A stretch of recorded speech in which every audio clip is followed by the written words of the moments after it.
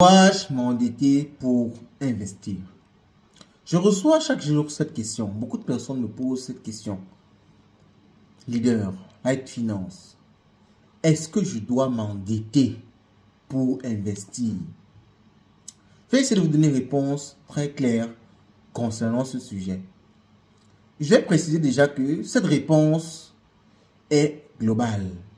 Que ce soit les crypto-monnaies, que ce soit l'investissement immobilier, que ce soit l'investissement dans un business, cette réponse est globale.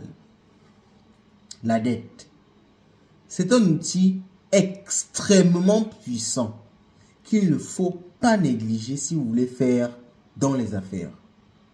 Il faut déjà, dès le début, déconstruire cette idée selon laquelle il ne faut pas être endetté. Les plus riches de ce monde sont les plus endettés. Je vous rappelle en passant que la nation qui a la plus grosse dette au monde, ce sont les États-Unis. Plusieurs milliers de milliards de dollars. Donc, il faut bien comprendre que il est important de comprendre comment la dette fonctionne. C'est un outil puissant, mais vous le savez, dans la vie, qui parle de puissance, qui dit avantage, dit également inconvénient. Lorsque la dette est mal utilisée, elle est d'une destruction incroyable. Donc, la réponse à cette question est simple. Avant de vous endetter, il faut déjà le faire. Mais avant de vous endetter, il y a deux questions auxquelles vous devez répondre. La première question, est-ce que je connais gérer l'argent? Première question, est-ce que je connais gérer l'argent? C'est la première question. Parce que si vous ne savez pas comment gérer l'argent, si vous obtenez l'argent par une dette, vous allez le dilapider. Vous devez connaître déjà comment gérer l'argent pour être en mesure d'utiliser à bien, à bon escient, une dette.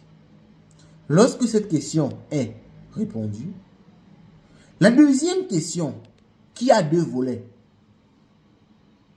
est-ce que j'ai une source de revenus moi-même? C'est très important parce que vous pouvez bien connaître gérer l'argent, mais on n'est jamais à l'abri des déconvenus.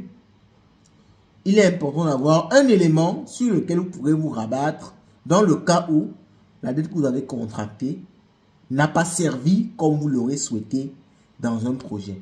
Vous pouvez vous rabattre sur vos fonds propres pour, n'est-ce pas, terminer le projet ou alors rembourser la dette dans le pire des cas. C'est exactement pour ça que les banques demandent des garanties. Est-ce que moi-même j'arrive à générer de l'argent? Même si c'est petit, il faut quand même que vous ayez la possibilité de générer de l'argent. C'est pour ça qu'en général, on donne les prêts, on accorde des dettes à des gens qui ont déjà une activité et qui souhaitent juste étendre. On ne donne pas souvent une dette à quelqu'un qui ne connaît rien faire, qui n'a rien en tête, qui ne connaît pas encore générer quoi que ce soit. Une banque donne plus facilement un crédit à une activité qui marche déjà qu'un crédit à une activité qui n'existe pas, qui est juste à l'état d'idée. Lorsque vous avez répondu à ce premier volet de cette question-là, la deuxième question, qu'est-ce que je fais avec cette dette? Il y a plusieurs types de dettes. Il y a des dettes de consommation. Vous voulez juste consommer, acheter une voiture, acheter un habit, vous offrir des vacances. Ce sont les pires dettes à emprunter. Maintenant, il y a des dettes de développement. Vous voulez développer une activité qui rapporte. Vous souhaitez que ça rapporte plus. Vous voulez construire.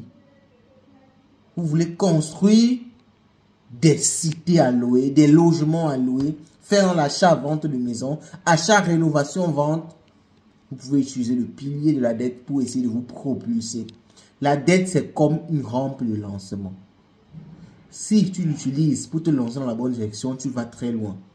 Mais si tu l'utilises pour te lancer dans la mauvaise direction, tu te craches très fort.